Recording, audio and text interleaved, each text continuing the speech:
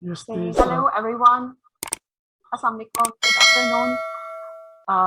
This is first webinar of webinar series of Corpus Research Center, Faculty of Social Sciences, Air University. I welcome you all at this first webinar organized by Corpus Research Center. First of all, I'm grateful to worthy Vice Chancellor for providing this opportunity to arrange these webinars, seminars, and all these academic activities, and who has created an ideal environment for us for teaching and research at Air University. Corpus Research Center is the first center of Pakistan, first research center, Corpus-based research center of Pakistan.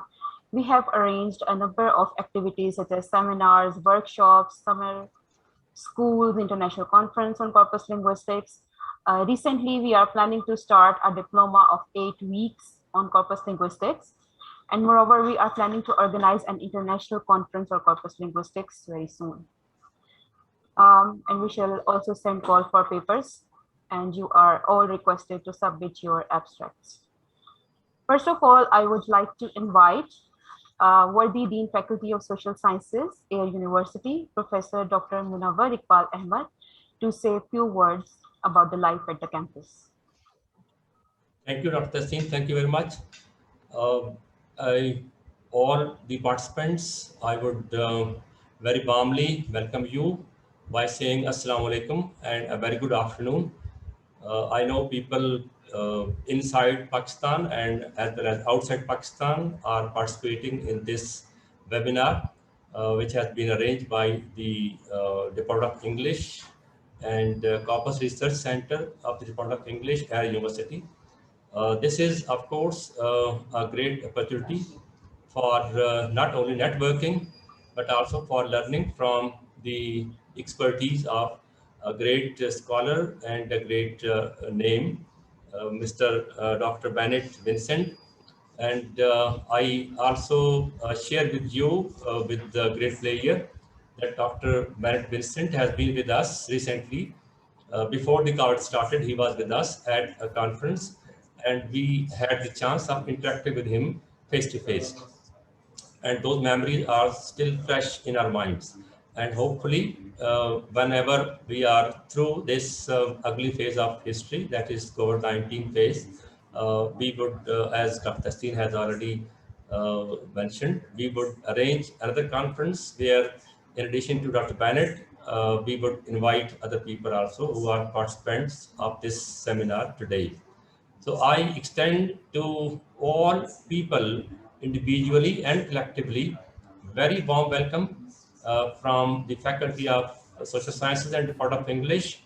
And I would say a few words about the Corpus Research Center, what type of activities are carried out there, and what are the aims and objectives of Corpus Research Center. This center envisions addressing local and global issues of wide range related to language endangerment, language management, language planning, language policy, and translation through corpus-based teaching, trainings, workshops, webinars, and research in the field of language studies. I hope that through the proceedings of this webinar and especially through the lecture of Dr. Bennett, each of the participants will benefit definitely in terms of their professional information input. And this is first webinar of its type. We would like to have more webinars of the same type and invite other speakers in the due course. And I hope you will get maximum benefit from the expertise of respected resource person.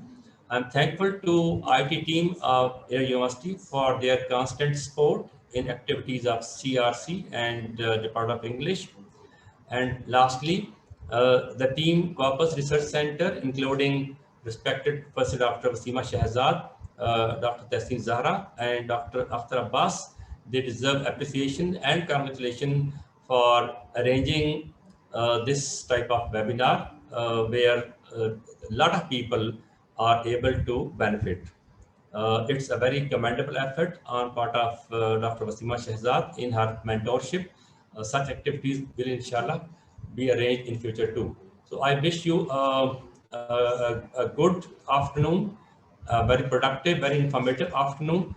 And with these words, I would beg leave. In fact, I have to participate in another defense of PhD students. So with this short presence, I really feel very happy and pleased that we are able to give all people this opportunity to benefit from the knowledge and the information from our resource person, Dr. Bennett.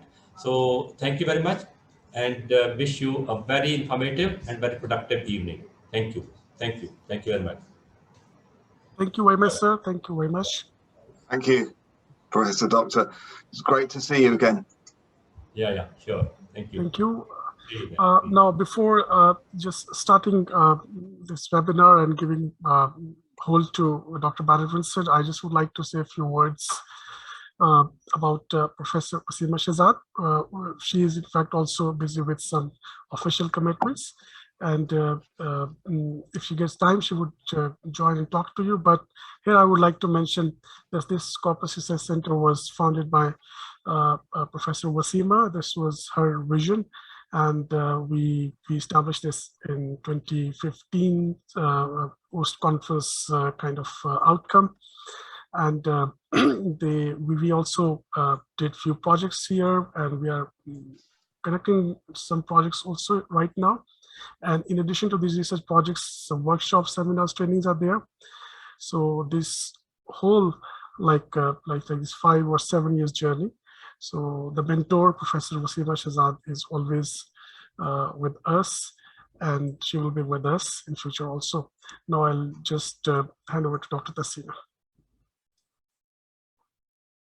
Thank you, Dr. Akhtar, for giving us a brief about Corpus Research Center and the kind of work we are doing there. I would just give a brief introduction of Dr. Bennett Vincent. Dr. Bennett Vincent works as an assistant professor at Coventry University, UK, where he teaches on a number of courses. His main area of research is applications of corpus linguistics in areas such as English for academic purposes, translation of literary works, and analyzing government COVID-19 briefs. The BAWE Quicklinks projects, which he leads, was started around 4 years ago and includes Professor Hilary Nesi and Daniel Quinn on the team. The most recent publication of the team is Exploiting Corpora to Provide Guidance for Academic Writing. The BAWE Quicklinks project, a chapter is in the collection Corpora of is ESP or EAP, writing instructions, preparation, exploitation, analysis, edited by Maggie Scholz and Anna Frankenberg Garcia, published in Routledge. So I would like to invite Professor Dr. Bennett Vincent to start his presentation on the topic.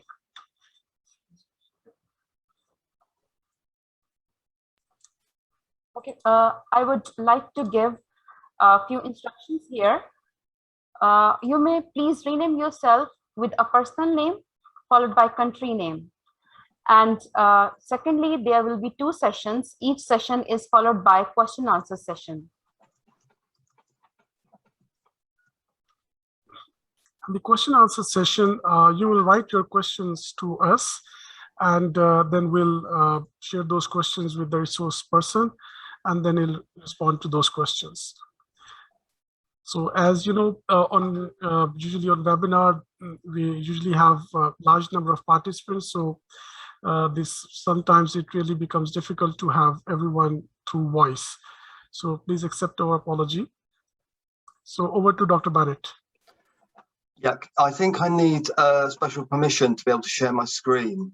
Okay. Could you just give me permission? Otherwise, it will be quite a dull webinar. Just me talking. You don't want just my face. No, Believe me. She's just doing it. Anyway, just while we're waiting for that, thank you very much for these the introductions. Thank you to Dr. Akhtar, Dr. Tessin for organising this, and to Dr. Wasima for her her organisation of the Corpus Research Centre. It's a great honour to be asked here to talk on this subject by a university in your first webinar. I'm greatly looking forward to this. Have I got permission now? Yes, I have. Okay, great. So I'll share my screen and hope that you can. Right, is that okay? Can you see my slides okay now? Yes, we can see. Magic. Okay, thank you very much. Yes, I would say great honour to be asked to do this, this talk, to talk to you. Thanks for the introductions. I suppose we should get started, really. So we'll have about half an hour, then we'll have some questions and answers, then we'll go back, and then we will have a bit more time. There will be some practical element. I'm not sure exactly how it's going to work. We'll kind of work that out as we go along. I have to make a few assumptions in giving this talk. Obviously, I will assume that you know what a corpus is.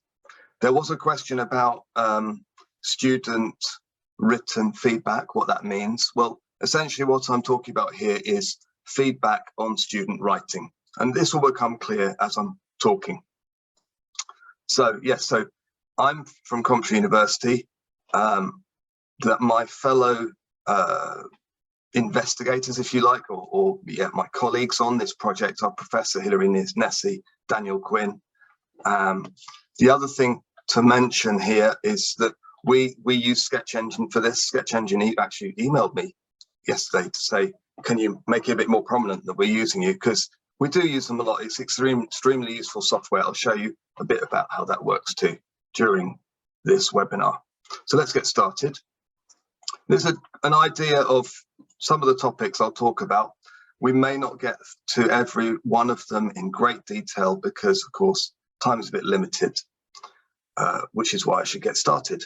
But I will talk about data-driven learning because that's very important. I'll talk about what the quick links are, and we'll see if we can get on to actually creating a link or two later on. So first of all, an important kind of background to this whole thing is data-driven learning. And this picture here shows Tim Johns, who worked for many years at the University of Birmingham, and he was the kind of the father of data-driven learning. This whole idea of data-driven learning, which I'll explain a bit in more detail on the next slide, it all grew out of the co-build project. So this was the first corpus-based dictionary of English, which was a big project that went on at the University of Birmingham in the 1980s with the support of Collins. And while they were doing this project, while they were creating the dictionary, they became increasingly aware of the associations between lexis and grammar. They're not independent. You might have heard of terms like lexicogrammar. That's kind of an associated term to also lexical grammar, which John Sinclair came up with. And I will be using some of the terms from this during this talk. And another thing that came up out of this, certainly that Tim Johns talked about a lot, was this dissatisfaction with a number of things to do with teaching of language at the time. So first of all, this kind of assumption that there's an information transfer model going on when we're teaching. So teacher has knowledge, students don't have knowledge. During the session, during the teaching, teacher passes their knowledge on to the students. That doesn't not exactly how things work, and this is becoming more of an issue. More awareness of this was being raised during this period. Also, during this research, they became more and more aware of how grammars and textbooks, and particularly textbooks, were incomplete and or faulty. So they simplified the rules too much, or they didn't contain important aspects of language, which Tim Johns felt learners should be aware of. So this is kind of the background to data-driven learning, why he saw it to be necessary. And if you want to read more, there's he didn't write very much on the subject, but he did write a couple of extremely important articles in 1991 and I think they're pretty much accessible online too. One of them's called "Should You Be Persuaded?" Okay, so here's a key quote from this. Excuse the background noise, I have trains going past. Here's a key quote from his seminal work, 1991, where he talks about the ideas which are important to data-driven learning. And I've highlighted some of them here. So the idea, according to Tim Johns, is learners should discover a foreign language rather than just be told about it. And as part of that, the language teacher's job is not to explain rules.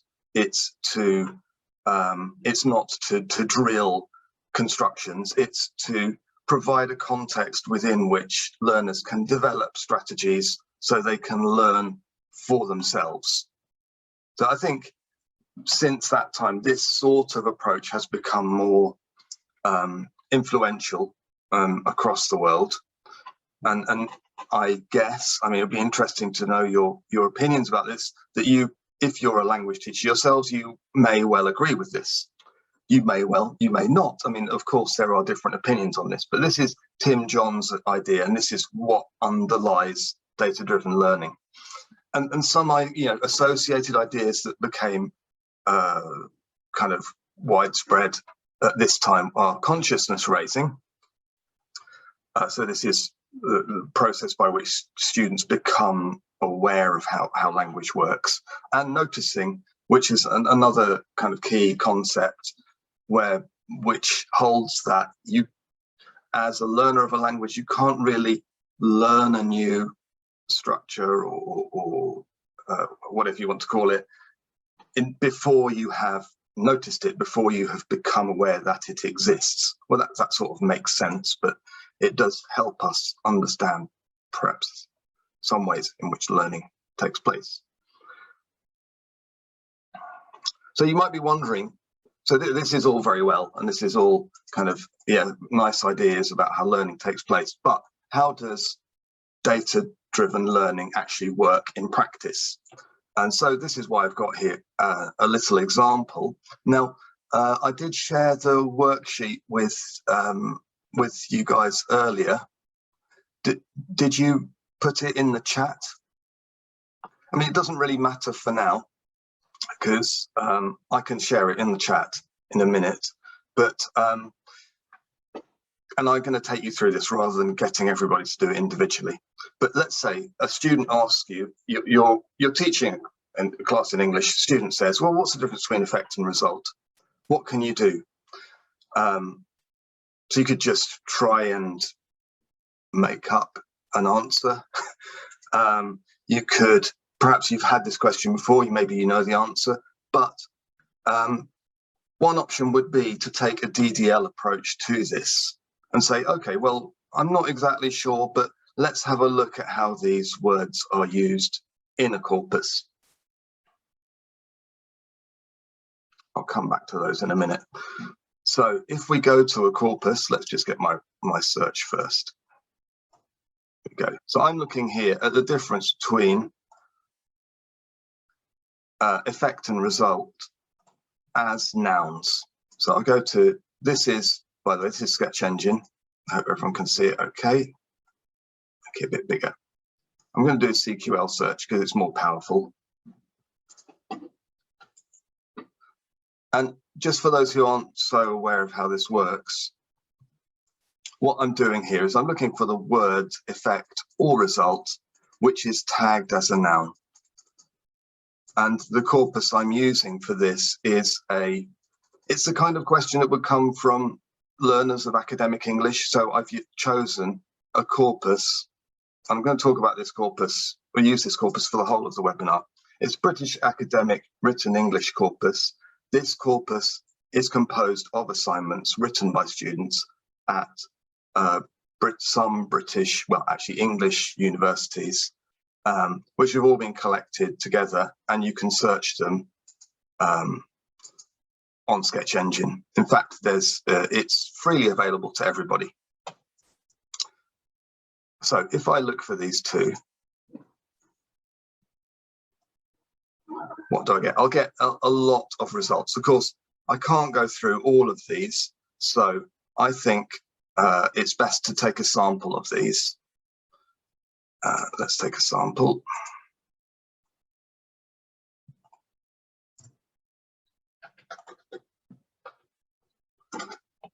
It's still not that easy from this sample, make it a little bit smaller, to see anything. So it helps if we sort according to this. There we go. We get then some examples of effect, some of result, and they're separated out. So it might help us see what the differences are between these two words. I'm just having a quick look in the chat, see if anyone's noticing anything. I'll just give you a minute or two, just have a look at these. What is the difference between effect and result? You could put any things you notice in the chat.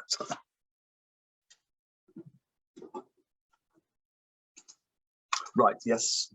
So there's one already. Victoria has put that effect is followed by on, whereas result is not. When effect is followed by on, what might come before it? So you could look on both sides of it.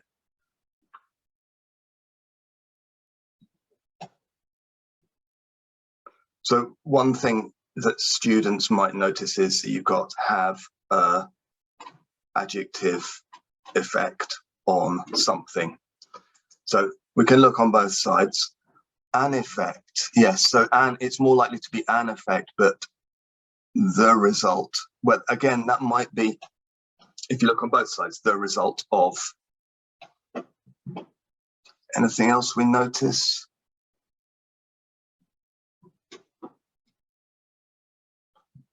We've also got this kind of fixed expression, as a result, which may well be followed by of as well, as a result of, or just as a result. Yes, okay, this in the chat, someone's pointed out that you get effect of as well. So that might lead to further questions. What's the difference between effect on and effect of? And there is a difference between them. So the result, the effect of something happening, the effect on of something else happening. Anyway, I think we've probably exhausted all we need to know about this particular set, but this is a kind of classic way you might go about doing DDL by looking straight in a corpus based on a student question.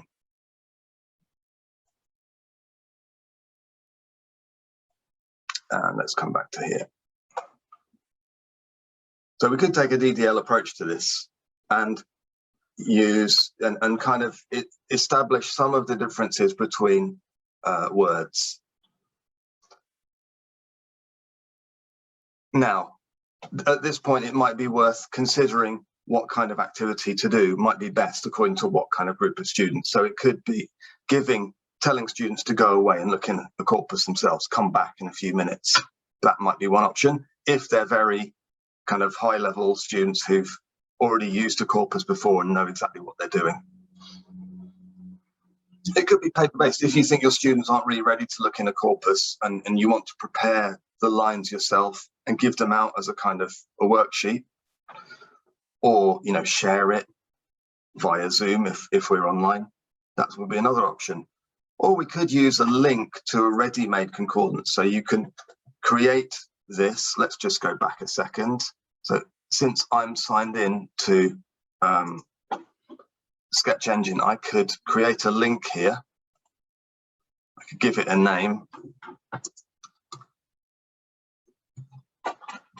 create a link. There we are. I've got a copy of that, and I can share this link with everybody here. There we go. I'll put it in the chat. So if you want to go and look at this now, you will be taken right there. It's quite neat, this very nice kind of function of Sketch Engine.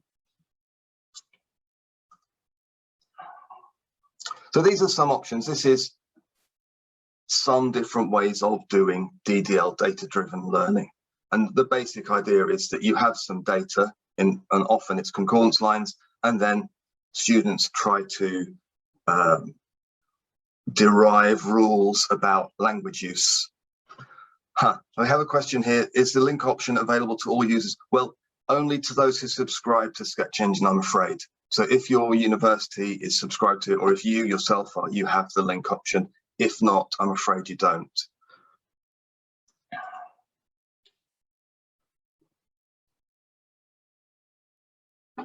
Right. So just moving on from this, when would we use these types of activities? So you might have a student question. You might have some sort of planned intervention.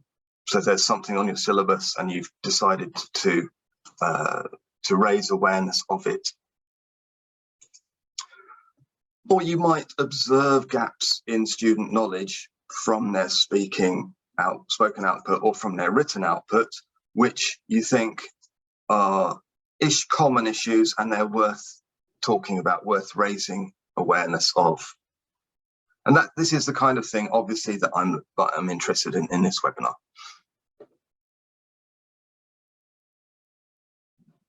Okay, so DDL underlies Quicklinks, the kind of the DDL approach, but it's not, this is one aspect, this one kind of one way of looking at student written feedback.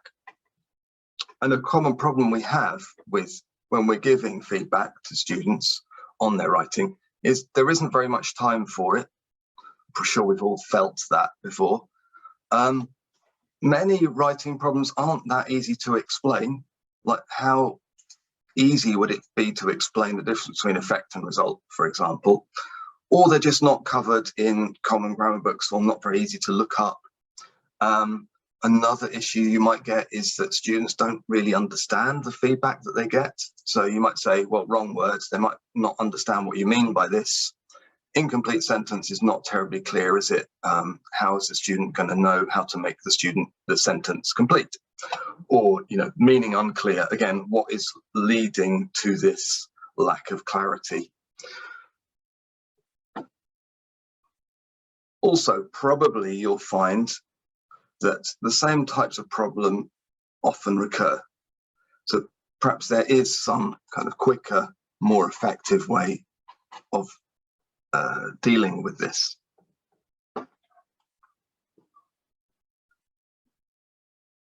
Okay, and this is how we think it can be dealt with. So just as an example of a quick link, so the student has written this in their writing.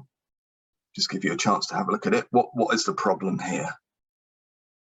Feel free to write in the chat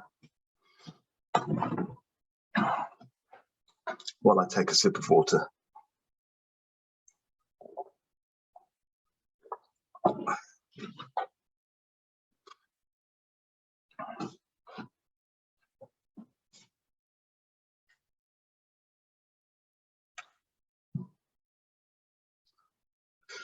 Right, yeah, I think that's getting at it, isn't it? Misuse of the word support. Well, someone's put support the claim, that's interesting. Punctuation, support the idea, yes.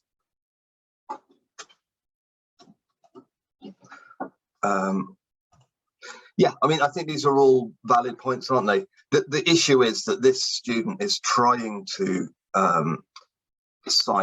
refer to Ellis's points and doesn't quite know that you can't use support followed by that. So support doesn't occur in, another way of saying this is support doesn't occur in the pattern verb followed by that clause. So what can we do here? This this particular issue, to support just the verb support followed by that, maybe not a very frequent error, but it's example of a common type of error. Oh, that's an interesting point. You generally use the past. I think it depends on what kind of idea you're referring to.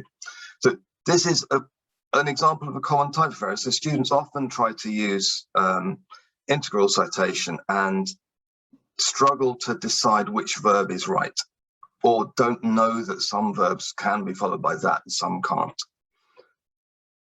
So it's not all that obvious how a student could check whether they were right unless they are aware of pattern grammar. What can we do here? So what we can do, in fact, is show a student, create a link for them, like this link I've put on the slides here, to show them examples from proficient student writing. And they might look something like this. So everybody thank you, by the way, everybody who put ideas in the chat. This is what we thought might be a way of addressing this issue. So what we have here is when you're using support, like someone said, we need to have a noun there. So idea might be observations, claim was another, support the theory that. You can't just put support and that.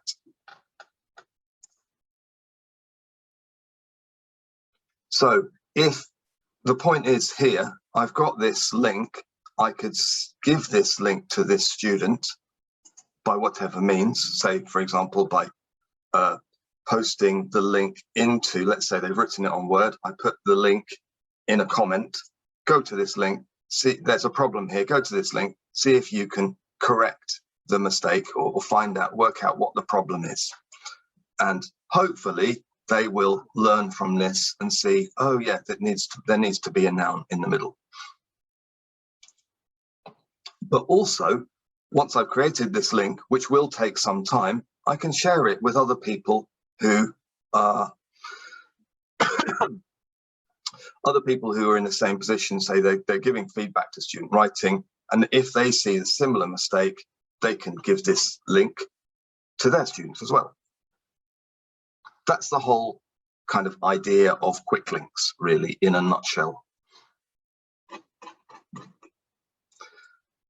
Yeah, just for some kind of background to how you create these links. So these links typically, in the way that I showed you earlier with CQL, you create a CQL query. Well, you don't, we do. You can use them afterwards. But I just wanted to show you how it works. So in this case, it would be support as a verb, followed by the, and this is all forms of support. So it's not just support, supported, supporting, the plus a noun plus that. So I knew that what the problem was, so I'd created the link accordingly. But the point is, if you want to use these links, you don't need to know this. You just need to know our website where they are found.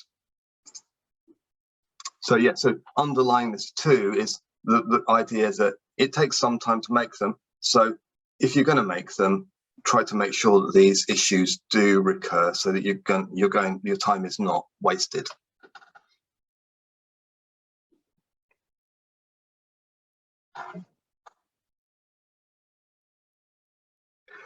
Yes, sorry, can I just ask a quick question, Akhtar Tessin? How much longer do you want me to talk for before we have a break for question and answer? 5 minutes. We have one question so far. I think it's visible to you as well.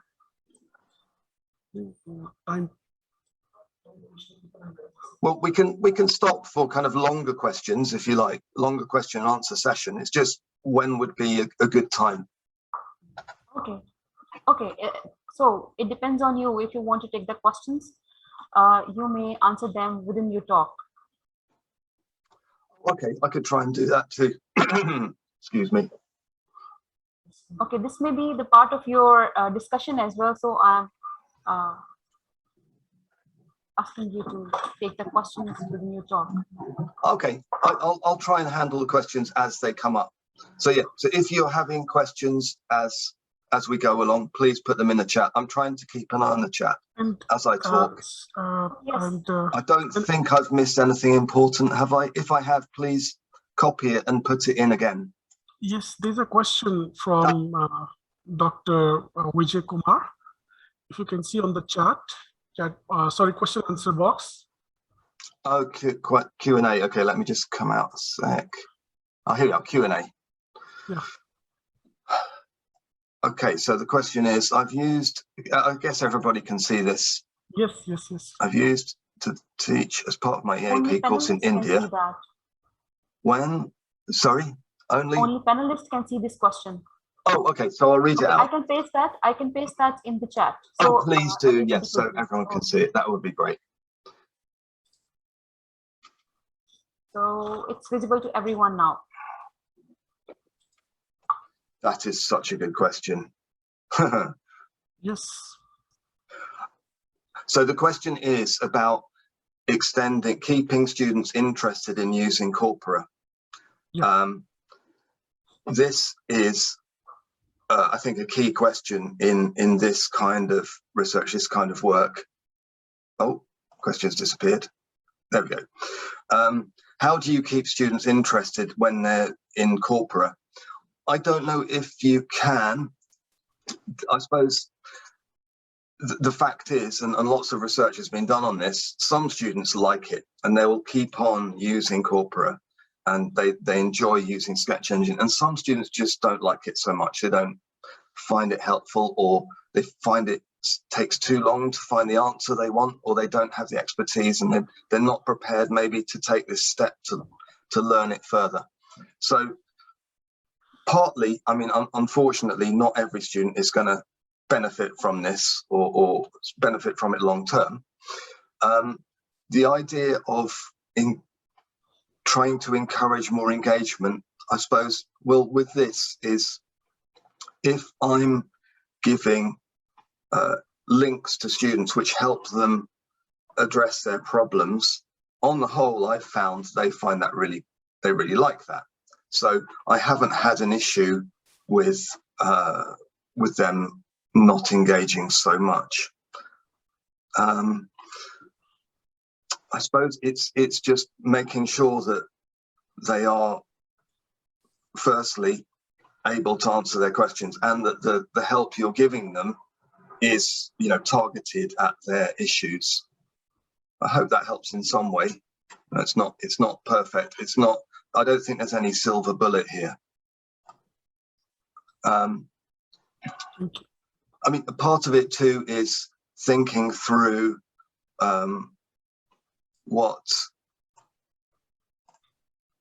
trying to engage with students and what they are trying to say, rather than what you think they're trying to say. I mean, that is another important issue too. Thank you, Benny. There's another question from Abdul Farooq Khan. The question is there in the chat, in fact. Do we create the links after assessment, or it is pre-assessment activity covering all possibilities?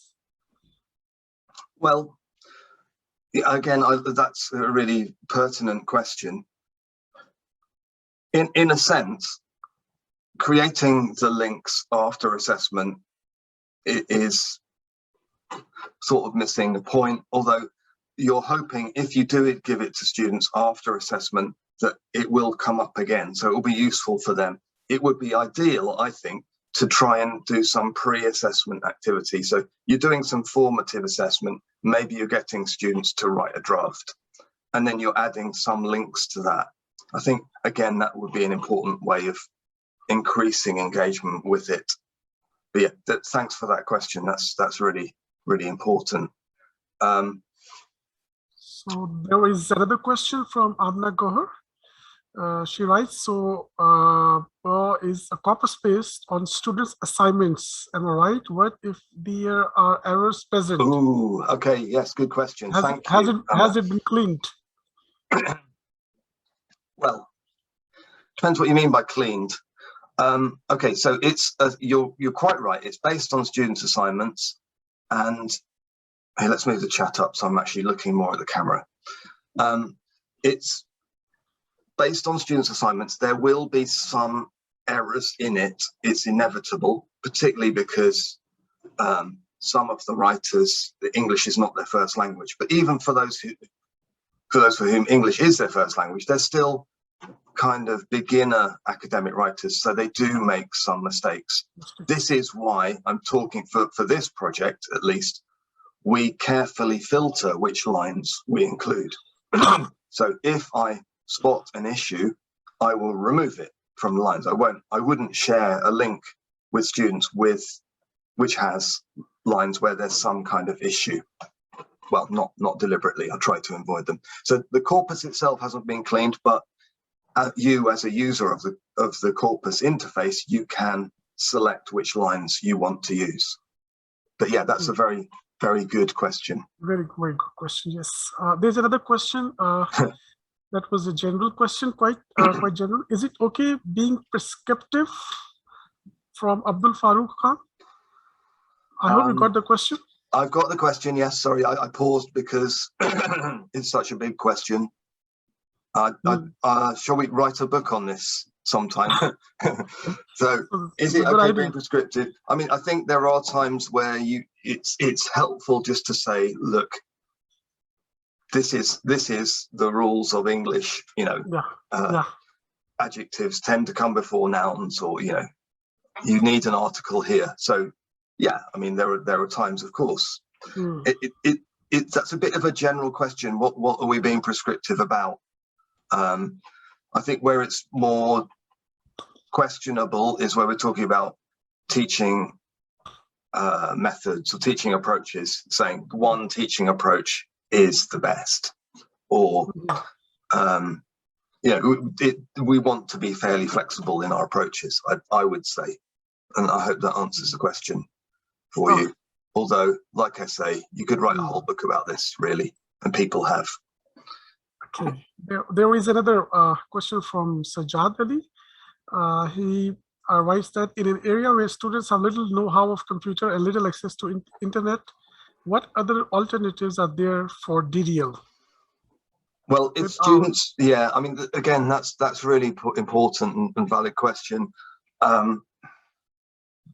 Clearly, if students don't have access to the internet or have little access, then they're not going to be able to access Corpora directly.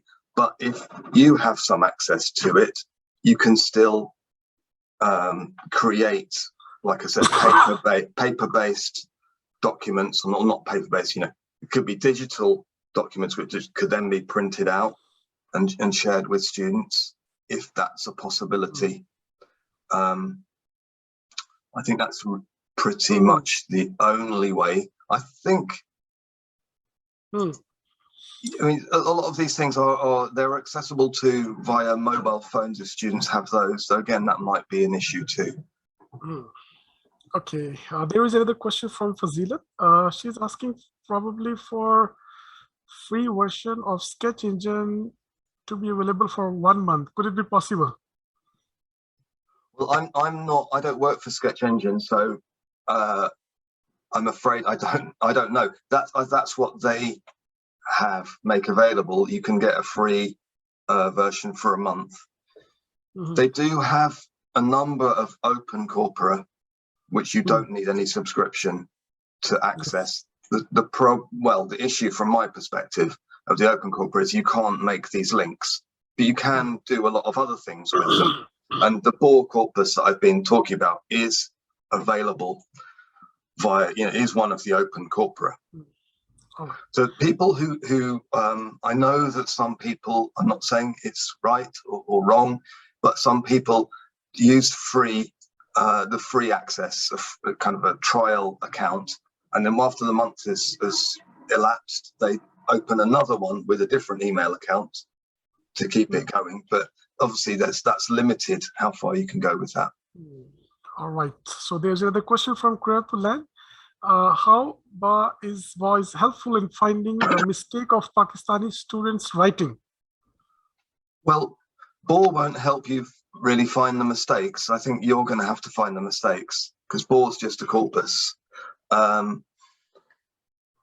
If you've got if you're in Pakistan and students are writing in English, they will, I guess, they're going to make some mistakes, and BAWE is more helpful for finding examples which students can possibly learn from rather than finding the mistakes in the first place.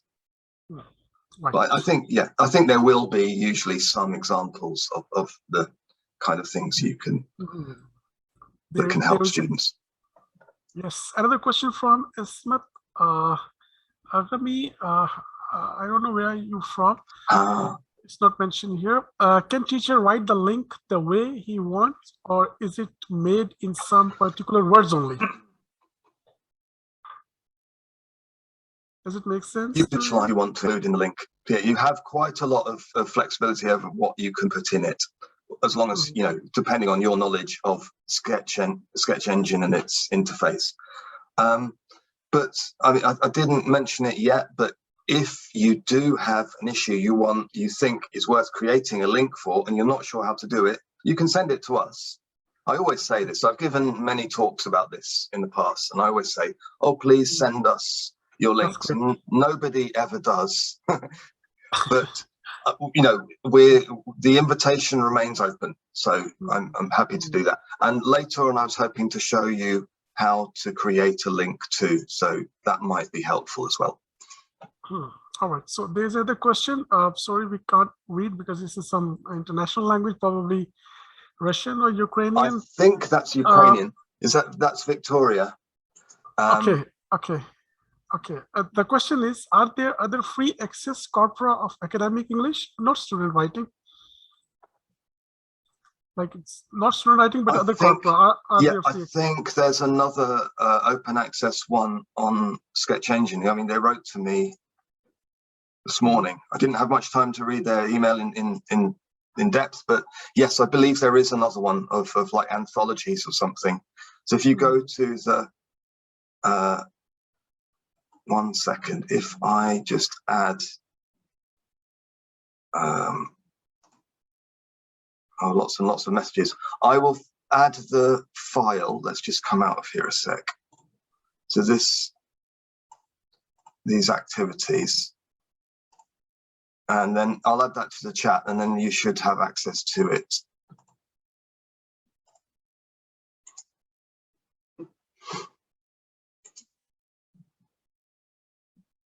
I need to find it first, 1 second. Sorry.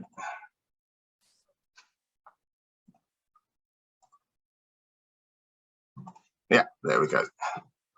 So the worksheet for the webinar contains a, that I've just added to the chat, contains a link to Sketch Engine Open Corpora. So anybody can access their Open Corpora and see what's in there. And I'm pretty sure there is another academic. The question Victoria was asking about, so other types of academic writing, not student academic writing. All right, thank you, Bennett. This is how we are done with our first session. So now we'll start our second session. You can just resume your presentation, your talk, and then we'll have a question answer after this session. Okay, great. Thanks a lot. Thanks everybody for all your questions. They're really good, really interesting. I'll keep an eye on the chat. We have got a few more. Okay. Well, there's a question from Dr. Naveed. A corpus provides a description of the conventions with reference to the use of language in oral or written. Will it be appropriate to use corpus as reference in teaching grammar? Well, okay, the corpus doesn't really provide a description of conventions. It contains some language, and you might, you know, kind of derive from that a description of conventions. So maybe I'm splitting hairs here, but it's not quite the same. Would it be appropriate to use a corpus as a reference in teaching grammar? Yes, I think it would. And particularly if you're taking a more kind of descriptive approach to teaching grammar, where you're saying, okay, grammar is changing bit by bit. Here's an interesting example of someone using it in an unusual way. Or, you know, for classic grammar rules, you could use it for that too. But I think on the whole, those people who use Corpora for teaching grammar, for looking at grammar, would look at the lexis too. So it's the lexicogrammar together. So grammar used with a particular function. Hope that helps. Okay, I mean, I think these questions probably will go on all day, won't they? So yeah, yes, I think, like you say, Akhtar, I'll go back to the presentation and then we will stop again after a bit. Yeah, sure. Okay, I was going to do this as activity. I think maybe we won't now, but it's on that sheet if you want to have a look at it. There are some, I think, some questions we could consider. So maybe I'll just have a quick, sorry, because I closed that document. There we go. Yeah, my question really was, instead of getting everyone to discuss it, we could just have a quick look here.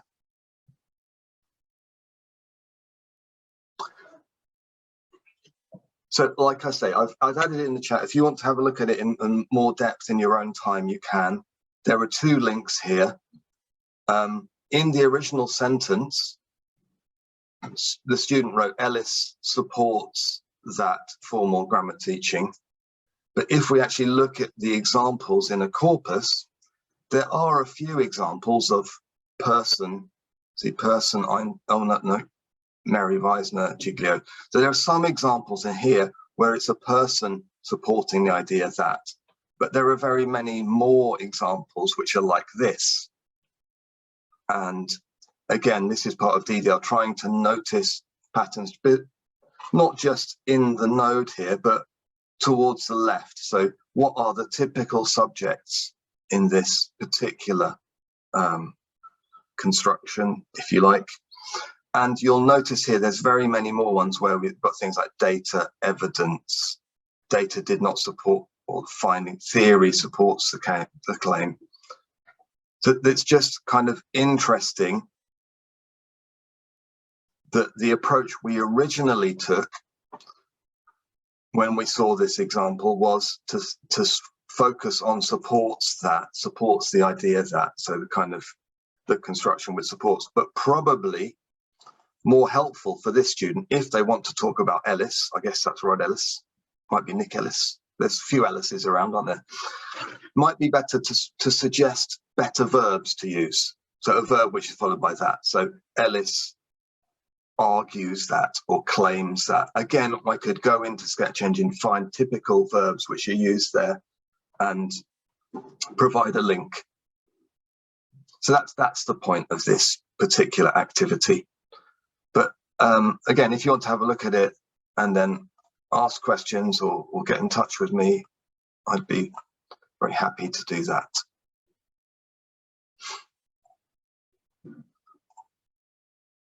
On with the slideshow. So yeah, I thought it's probably worth just explaining the types of issue which are appropriate and not so appropriate for this kind of treatment. So on the yes side, we've got collocation issues. So things like this. So where a student has used bring a negative impact on, and you can raise their awareness that really that's not a particularly effective collocation. It's not a normal collocation, but have is used with impact on. So collocation issues is one. Could be something to do with academic style.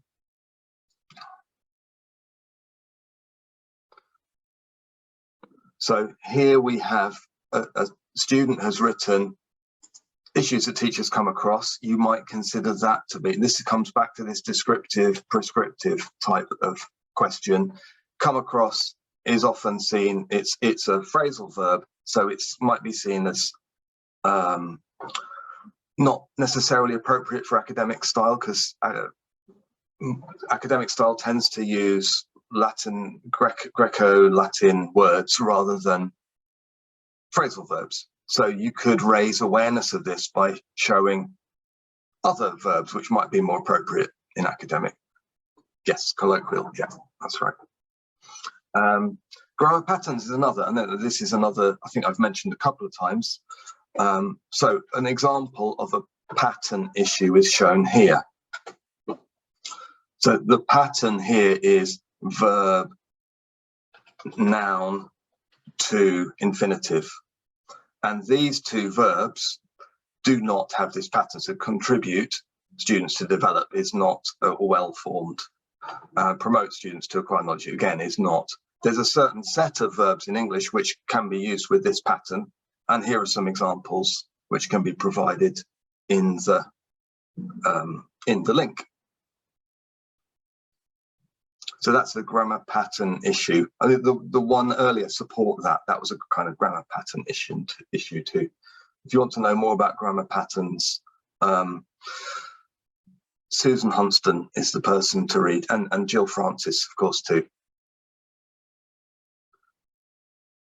Academic phrases in general, so things that you might come across, you might use when you're writing a lot.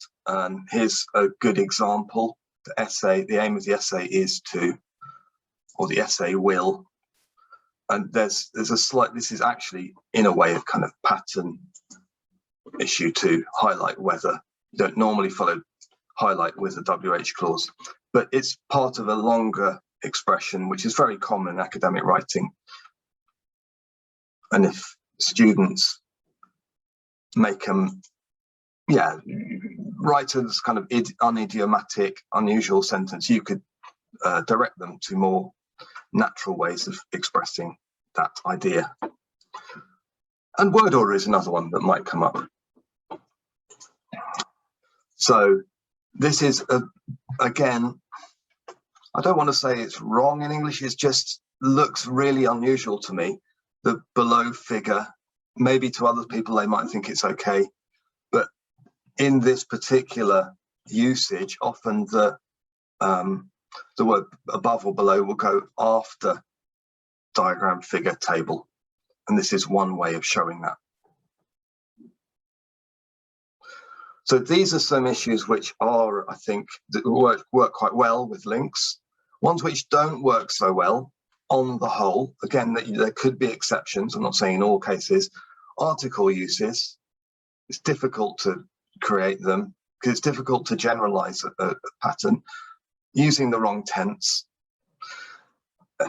With tense usage, it's normally, kind of over a longer stretch of writing, it's difficult to see from one concordance line whether the tense is right or wrong or what led to the use of a particular tense. So that's generally why it's not so good. And again, in relation to that, discourse level issues. So if someone has used, while or whereas incorrectly, it's difficult, like, for example, at the beginning of a sentence, and they're meant to connect the two sentences together. It's difficult to show that with concordances because they have to be very long to contain enough context. So these are some issues, some things to consider about if you wanted to follow this approach. Okay, so once we've collected these links, the idea was we wanted to share them with others. So we've created this directory of links, which anyone can access, and that's the link to it. There's a little video created by Dan explaining how it all works and how to use them, how to put them into student feedback. Perhaps I could just show you quickly what it looks like.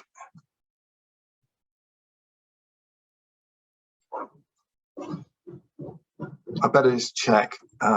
Let's just come out of here. There we are. So can you see the web page now? Yeah. So it looks here, and then you come down here, and this is the encyclopedia page. This is where they all are. So it looks a bit like this. So this is an actual link. these are kind of ways of searching for links. And then we've got some links to other things. So Tim John's kibitzers, they're well worth checking out as well.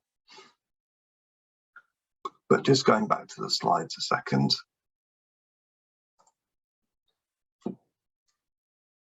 Sorry. There we go. So this is our directory. We've put all the links in together. Entries look a bit like this. So we've got the heading includes an issue. Most cases I've tried to highlight what the problem is, and then in this case it was use of get is not quite appropriate for academic writing, so we thought become would be better. And then you've got the link itself, which can be reused and posted anywhere, and just some examples of what you'll see if you want to use the link. So exactly as it says there, you can reuse the link. You don't need to know how it was created if you think it's useful. How do you find the links you want? This is a key question. I think the answer is it's not that easy until you've spent a bit of time on the site. And I do apologize for that. We're trying to find ways of making them easier to find. So there's an alphabetical list.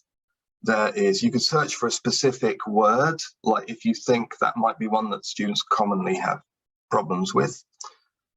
Or I've tried to create these, I've created these tags in an attempt to put them into kind of semantic groups. So you've got things like enabling verbs, which we looked at already, words which are relating to impact, emphasizing essay aims, that's under the example we saw a bit earlier too. So that might make things a little bit easier to find. There are over 100, so 115-ish, 120 links. So it would take some time. And just repeat here that if you want more links created, just get in touch with me.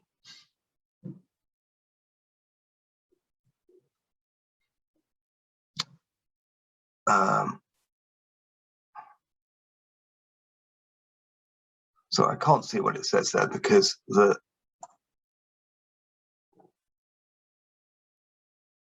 oh, there we are. Sorry, I will be back with you in a moment. There we go. So, yeah, so some considerations in using links. Obviously, you need to be able to find the right link quickly. That's pretty important.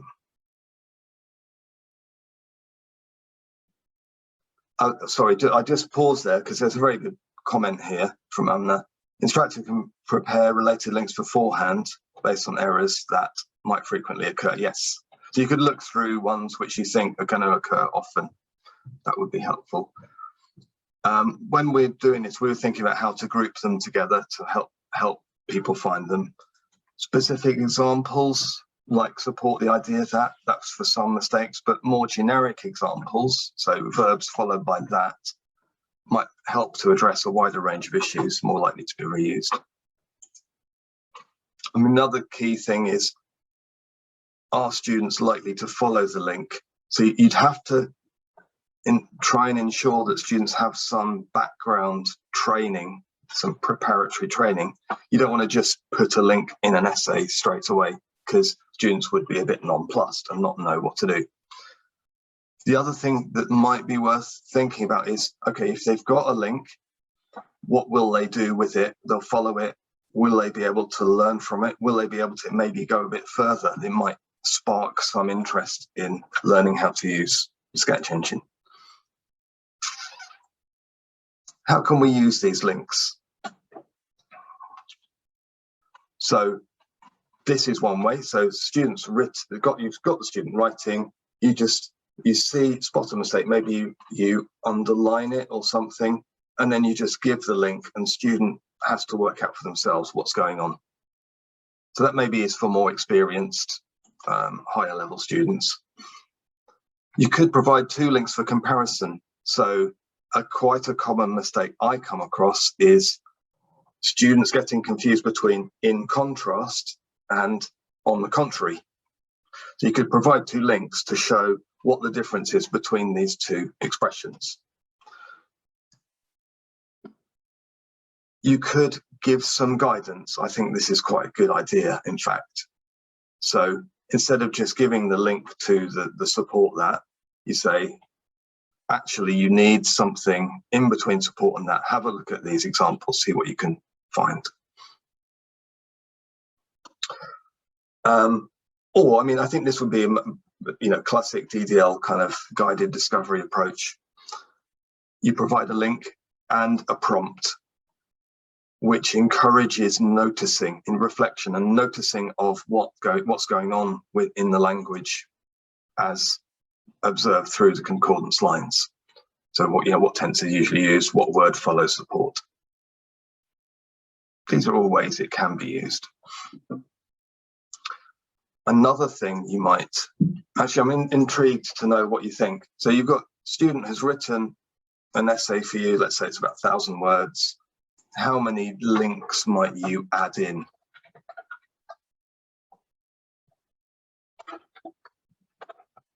Feel free to put a number in the chat. 2, okay.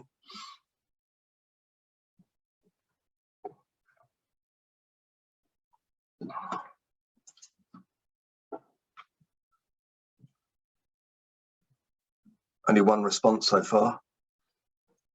So are we all happy with 2? Oh, 2 to 3.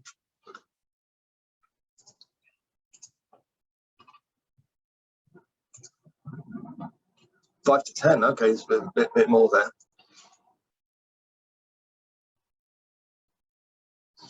Obviously, there's no real correct answer, is there? 20, wow, that's a lot. Yeah, that might be quite a lot, might be 20. I think we have to bear in mind who the students are, where they are, how keen they are. If you're dealing, say, with a PhD student who's really enthusiastic, something like 20 they might be prepared to look at them, although you get link fatigue after a while. So I would say, yeah, 5 to 10 might be more realistic for most students. But like 2 or 3 would be good, would be helpful.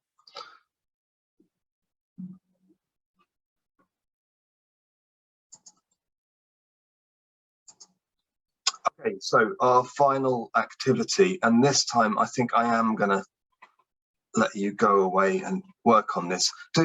Tessin, do we have functionality for putting people into groups?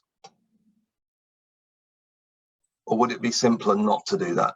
I'm afraid that we don't have that. Oh, okay. It doesn't matter. It really doesn't matter. Okay. What I'll do then, what I suggest instead is that here we are. So the activity is on the sheet, which I shared in the chat already. Perhaps if I share it again, then everybody can, here we go. Oh, I have to close it first, of course.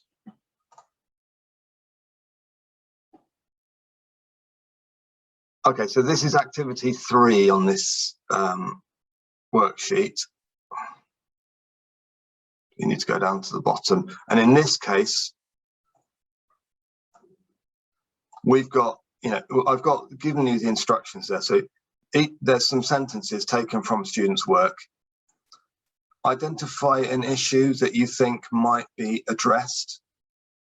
So have a look. There might be some which aren't so appropriate to address. Decide what the problem is, what the student should have written, and think how you might compose a query. So what kind of search would you do in the corpus to try and find suitable examples? Yes, so how much time have we got left? We need to finish around about 10 to, is that? Around 20 minutes. 20 After minutes. that, we will have question answer session. Oh, okay, good. So in that case, I would say about 5 minutes for this. Have a look at them, and then we'll see if we can make a link together.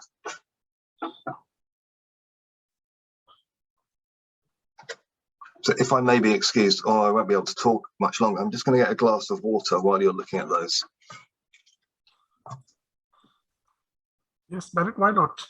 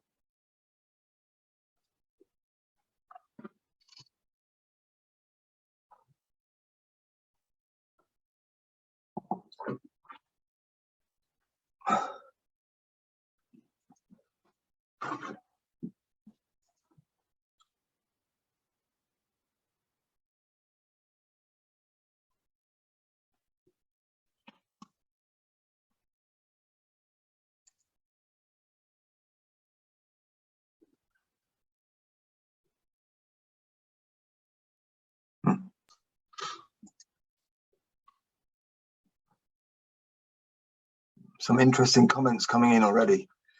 Yes, yes. People are responding in the chat box.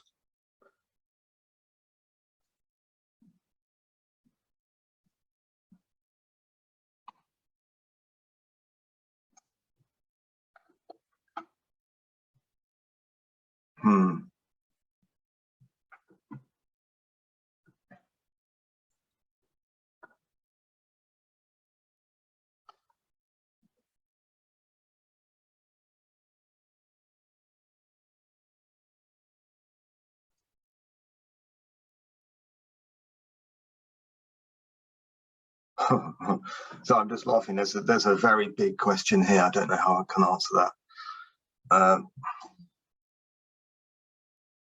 Amount instead of number. That's an interesting one. I hadn't even spotted that.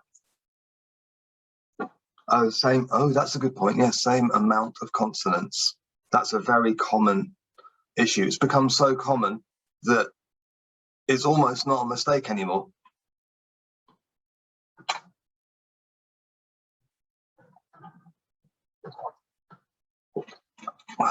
I'm just interested to see here if we spot the same issues that I did.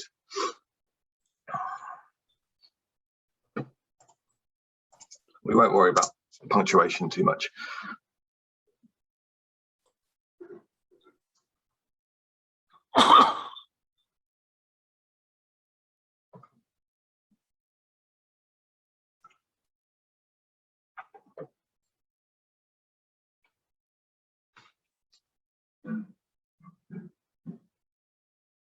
Quite a fast speaker. Yeah.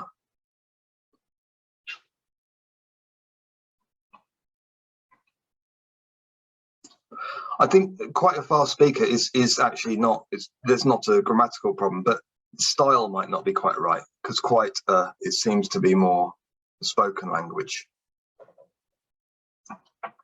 We should be replaced. We can learn that. Yeah, could be.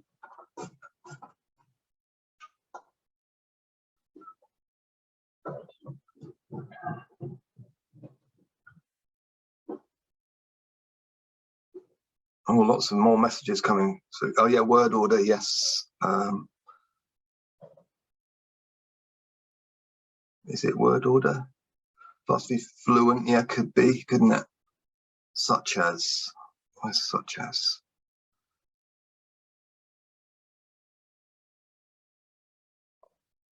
Oh yeah, that's a good point, yes.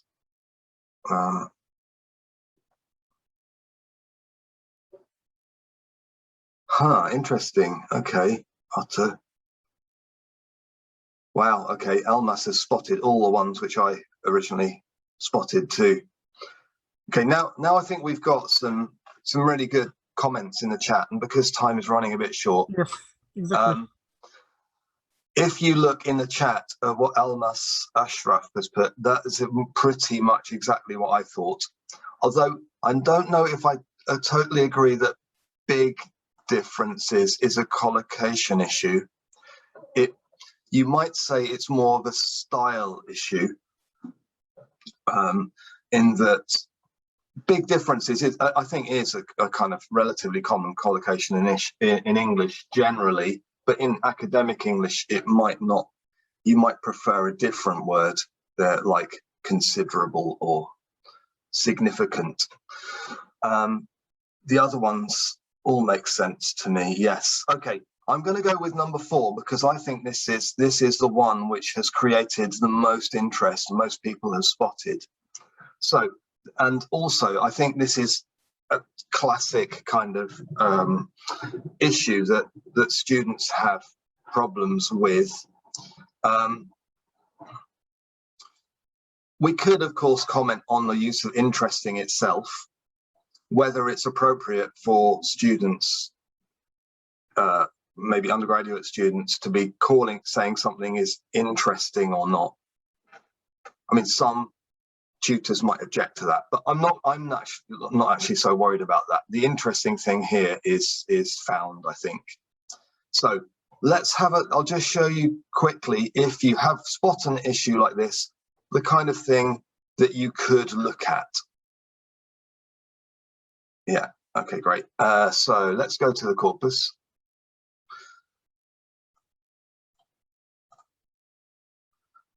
Back to CQL. And it was wasn't it?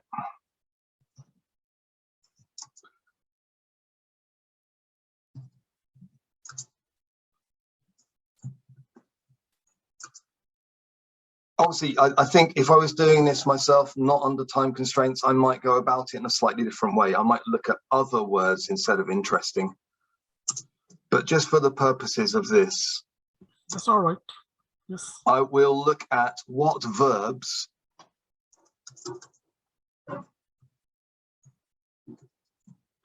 can go here, because found is a bit strange, isn't it? Found is definitely the wrong form of find, but is find itself even the best verb here? Let's see what the corpus tells us. So I'm looking here, for those who aren't so familiar with CQL, I'm just looking for it is interesting to any verb that. What verbs typically occur here? And I need to change this to this. Okay, this just, it doesn't really matter for now. Lemma would look for all forms of all these words. I don't want to look necessarily for all forms of be. I just want to look for is for this particular search. So I'm in the corpus. I think that's right. Let's see if this works. How about that? Quite interesting, isn't it? So we've got mostly note. If I wanted to check the actual frequencies, I can do this and it will tell us. So there's 30 notes. Oh, I see. The difference between those two is capital I at the beginning of it. There's some C, no C, etc. Okay, interesting. I don't know if I'd want to create a link with all of these. So probably, again, I'd sample it. Even 20 is quite a lot of lines to look through. Let's say 15. So there we go. We've got 15 lines. They've got that. We've even got some different verbs too. Interesting to notice that, to see that. I mean, you could look at other things like which genres they tend to occur in, or which disciplines, but we won't worry too much about that for now. We've got that it is interesting to note that. I can create a link. You don't have to give them names. It will give you an automatic name. I find it better to give a name so I can find it later or know exactly what it's all about. What should we say? Something like that. There we go. I've got my link. I could now send that link. It's possible, yes. I could send that link to the student or put it into their work or add it to your chat like so. And now you have that link and you could use it yourselves. Of course, perhaps I should save it so that in case I want to use it in the future and put it on the website. So there we are, I've saved it there. Because I hope that gives you an idea of the sort of thing that we do. That's how we create the links. And that's a classic example of the kind of phenomenon that is worth drawing students' attention to, because you wouldn't find it in a grammar book. Most likely you wouldn't find which verbs go it is interesting to that. Really, the corpus is the best place to look for that.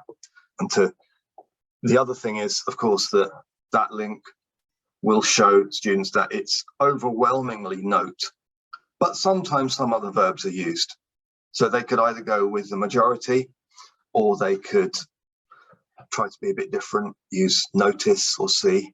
It's up to them, and that'll depend a bit on their personality, I suppose. Yeah, we need to go to Q&A soonish, don't we? But we've got a few minutes left. I'll just go through some comments we've had from students. So I've used this with students. I did a little kind of mini research study, which is still ongoing with our MA students. And here's some of the things that they said. So one of them felt that it makes the language more natural. Perhaps it helps to promote this kind of view of language, that it's not just right or wrong, it is more natural and idiomatic and more marked, unusual. They found it perhaps more useful or specific than usual language feedback. So this point that I was, if they get feedback from tutors, often it's things like wrong word or grammar problem or sentence incomplete or things like that. So this can help to give more specific actual feedback to actually develop their writing. They found it motivating too, to compare their writing with other students' writing. I think that's one of the good things about using BAWE. It's good to get several examples. It might help them use, to help them to remember. It might help them use it in different kind of contexts too. This is a nice bit of feedback. They felt it should be more widespread. So CAW is our Centre for Academic Writing. They felt it would be good if people, the consultants there were able to use this kind of approach. New teachers should learn how to do this, according to these students. Bear in mind, this is quite a small sample of students. Not every student will necessarily be so positive about it. This student said, wish it had been available when they were an undergraduate student. And yes, so this is a key point. So one of our participants was Chinese, and she said that she didn't think all students would necessarily like this approach. They don't like to have to work things out for themselves always. They're happier with being told what's wrong. Yeah, you've made a mistake here, this is what's wrong, this is how you correct it, rather than having to go through this process of working it out for themselves. They made a few suggestions too. So give more guidance on, you've provided a link, give some guidance with it. I think this was an interesting suggestion, so it might need to be more direct. So the DDL approach would be, you kind of work out the rules for yourselves, but not everybody is used to this approach. And you might need to say, okay, you've made a mistake here, this is a mistake, but have a look at these lines too. This is the way students often write them. And students, of course, need training. I mean, I mentioned this before, but yeah, it's very important to kind of introduce it to them gradually and slowly. This is an important point too, I think. Students need to be encouraged to go back to them later, otherwise they might just forget. Once they've corrected their mistake, that's it, they're done with it. This was advice to me. I need to do a longitudinal study. Do students carry on using it? Do they develop more over time? That sort of thing. Just a few issues, questions. And I think these are, if anybody who's going to use this is going to need to think about. So are you sure you understood what the student wanted to say? That's really important. How many links per paper? We mentioned that already. It's going to depend a bit on how enthusiastic they are and what level they're at. How much guidance do you need to provide? We've spoken about that a few times. And how much work should a student need to put in? So this again is related to this. Do you just tell them what the answer is? Do you make them work it out for themselves? Is there some kind of balance between the two that you need to find? And are they prepared to learn, go back and look again? How much do they learn from it? I mean, this is a kind of a point for me to consider. If you're going to take time to make a link, it should be a fairly common link, fairly common mistake.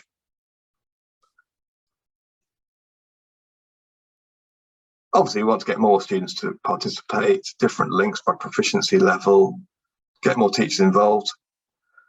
And include more guidance for students on our site. Although here, if you're not aware of it, Peter Crosswaite at the University of Queensland has created a site. I should put this in the chat really. And that it's designed to help students learn how to use Sketch Engine. Obviously, it will depend on whether your students have access to Sketch Engine, but it is quite a nice site.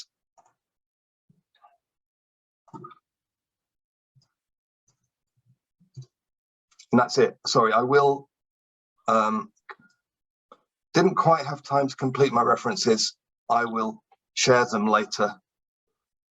But I think we've got some time for question and answer. Yes. We have questions here. First question is from Dr. Mahavish Noor. How to address the issues related to discrepancies between prescribed grammar and DDL approach in ESL classroom? Ooh, again, that's a question that I think we could write a whole book about. It is tricky, and it depends, I suppose, a bit on the students themselves and what kind of previous teaching they've had, because we have to be a bit sensitive to what students' beliefs are. If they believe a rule is a rule, it's going to be a little bit difficult to persuade them that actually it's sometimes a rule, sometimes not, or sometimes people break it. But I think Corpora can be helpful with this if dealt with in quite a sensitive, way. And we could say, well, okay, so your previous teacher told you this, or grammar book says this, but try, you can encourage a critical approach to this and say, yeah, it's not always that simple. Here are some examples where people use it in a slightly different way. Can you think about why they might be doing that? So it might be they are writing in a different or speaking different register, or might be a slightly different variety of English, all these kinds of things. I hope that's helpful in some way, but I know it's a big question. Okay, we have another question from Abdul Farooq Khan. What is meant by context here? Is it context only or social context as well? A good question, Abdul, thank you. Well, I hope I may not have been that careful about distinguishing between context and cotext. I did use cotext a bit. So when I'm talking about the lines and the words which surround the node in a corpus, so, yeah, examples from a corpus, that's where I use co-text. I try, when I'm using context, normally I'm trying to talk about the wider social context or the classroom context. So hopefully that answers that. And there we is have another question from Vijay Kumar. Dr. Vijay Kumar. Dr. Vijay Kumar, genre level activities have attracted students' attention in a long run and help students read the text better. The micro level activities have been useful brainstorming activities. Do you agree with it? Yeah, I agree that the genre level activities have been helpful. I suppose the micro level activities, I suppose that's referring to these ones. Yeah, I think there's a way of combining the two. So you can say, okay, you've made this mistake, or you've used this particular construction, but it's not normally used in this genre, or it's not normally used at this stage of the genre. So you could draw students' attention to particular expressions or wordings which are used at particular parts of a genre that they are writing. And in that respect, a very useful website, although it's not, yeah, it's actually very accessible too. It's called Academic Phrase Bank. I don't know if you're aware of this. I'm just writing it in the chat. And it's hosted by the University of Manchester. Yeah, so that's quite a nice way of kind of combining. I hope you agree that of like combining the genre level awareness and the more specific. Okay, we have another question from Yes. Amna Gohar. Could you please re-mention the writers who wrote on grammar patterns? Oh, yes. Yeah. So the grammar patterns originators were, I'll write in the chat. So Susan, someone's written already, thanks. Susan Huntston, Jill Francis, Elizabeth Manning. So they wrote 2 books in a long time ago, mid-90s, I think it was, which were just kind of reference books. So you could look up a pattern, then you could see which verbs typically occur with that pattern. Those books are really difficult to get hold of, but Collins has made it available through their website. So I think if you, just minimize that. If you just Google Collins grammar patterns, you can, there we are. You can, yes, so you can get the reference here. So it will tell you the pattern and you can see which patterns, so which adjectives are followed by WH clauses. It will take you there. And this is, it will take you to the particular groups. And this is all from the original reference books as far as I can see. So that's Huntston, Francis and Manning. And then Susan Huntston and Jill Francis wrote a book called Pattern Grammar, and that's more kind of theoretical, explaining the whole approach and about it. They wrote some articles too. So hopefully that answers that question. And we have another question. Actually, there's a couple of questions in the chat too. Dr. Muhammad Akram, what about students' peer comments regarding their writing? What about students' peer comments rather than writing? Yes. Well, I mean, that's a different approach, isn't it, to dealing with written academic feedback. And I'm sure it's helpful when it's handled in a kind of an appropriate way. So yeah, please, I would encourage you to do that, to get students to comment on their writing, although it does have to be handled a little bit carefully because some students are sensitive to other students and what they say. They don't always give the best advice when they're being, they're advising their peers. So you need to be a little bit careful with it. question from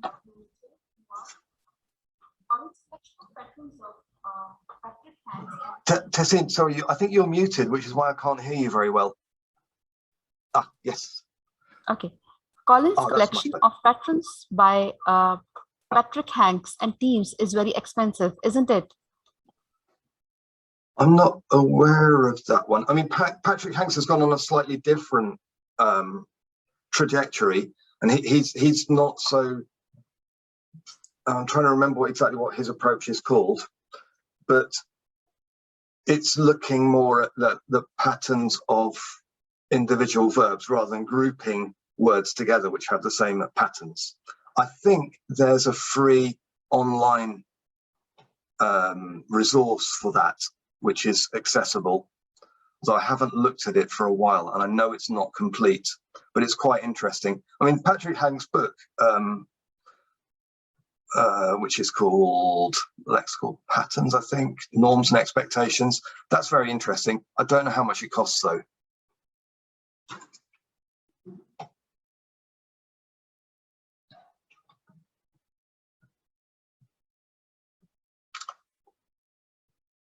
Ah, everyone's muted.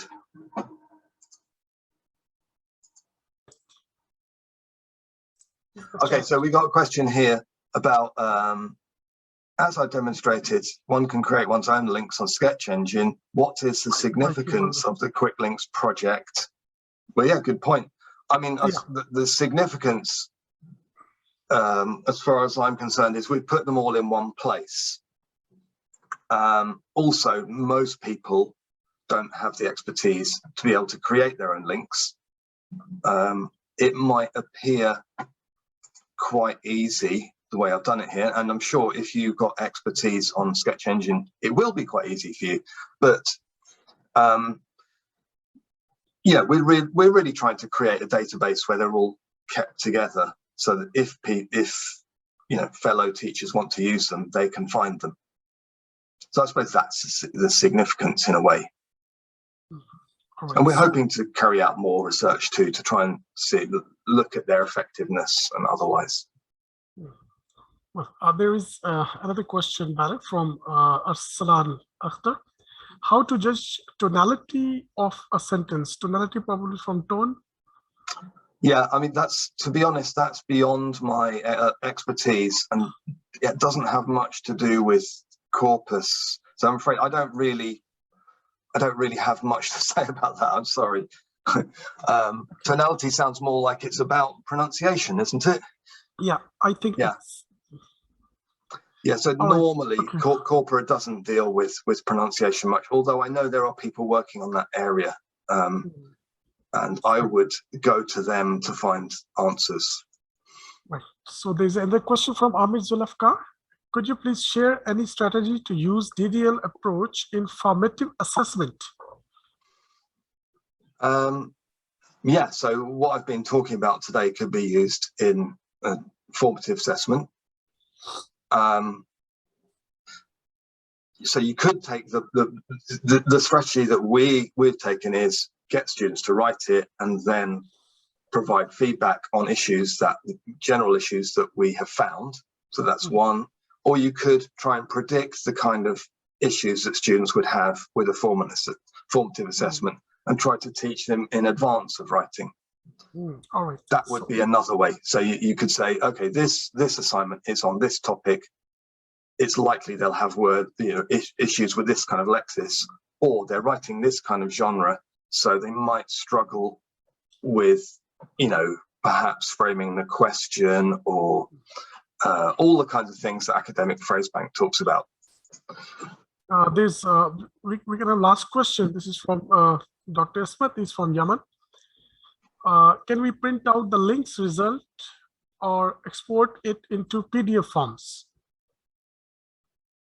That is from BAWE Quicklinks results. Can it be exported into PDF form? Can the results be exported? The results, I think, can. Sorry, I'm hesitant because I know I can export them to PDF because I've got a subscription. So if you have a subscription to Sketch Engine, the answer is yes. So if I come here, and just takes a moment or two. So I've got here a link. I can, here we are, the download button will allow me to save it as PDF. Yes. I'm not so sure if you can, let's just see. See, if you haven't got, and if you're accessing Sketch Engine Open Corpora, can you still do that? Let's see. If I copy the link, so in this browser, I'm not logged in, so hopefully that will replicate. Dr. Vijay responds that you can save if you have 1 month access. Oh, okay. So you have for the one month practice, yeah. It might not be possible if you, but we can find out very quickly. See, I'm not logged in. It says I'm not logged in. I can still download. So yeah, so you should still be able to. Yes. So that's good news. Great, I'm glad we've resolved that one.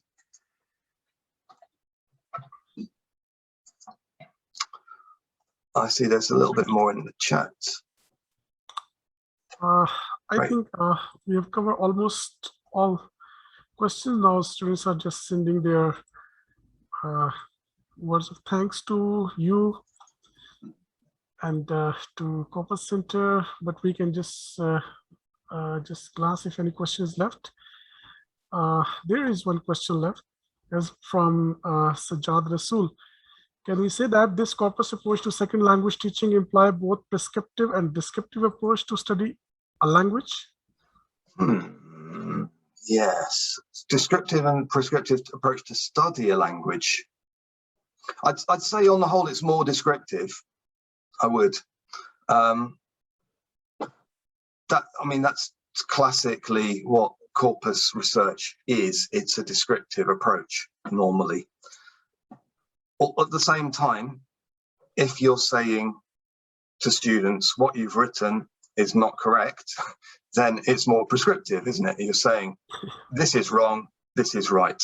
So I suppose it does. It to a certain extent, it involve both approaches. Yes, Sajjad, thank you for the question.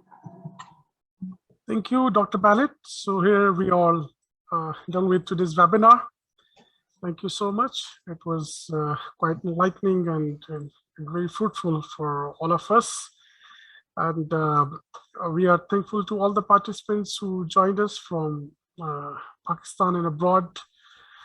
Especially thanks to the people who have joined us from international forums, such as we have participants from India, from Malaysia, from Philippines, Ukraine, Russia, China.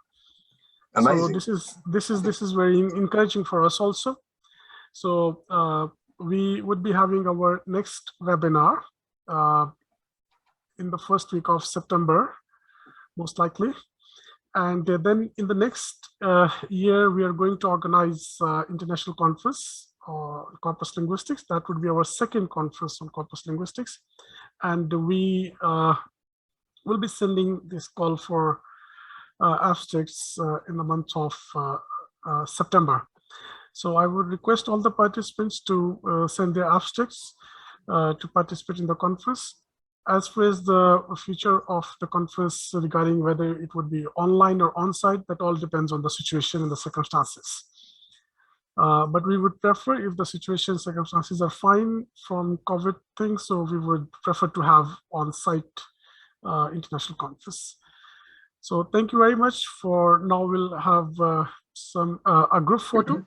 For group photo, Dr. Barry, may I request you to stop sharing your screen so that we can have a group photo? Yes, of course. Yeah. One moment. For the participants, there's news that we will share.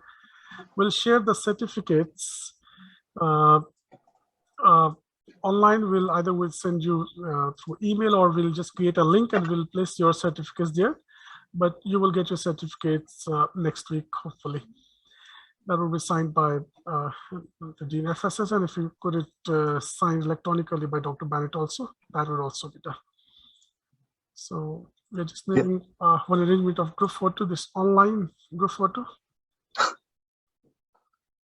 Yeah, thanks everyone for all the questions and comments. They've been great, really good.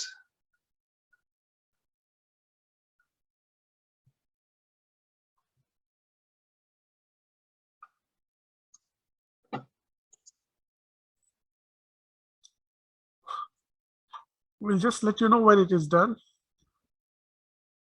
Sure.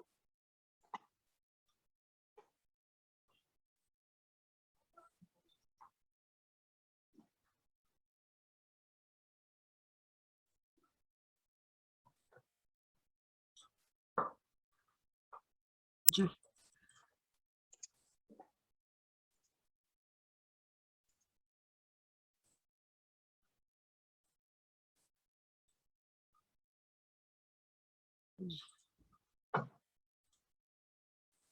Yeah.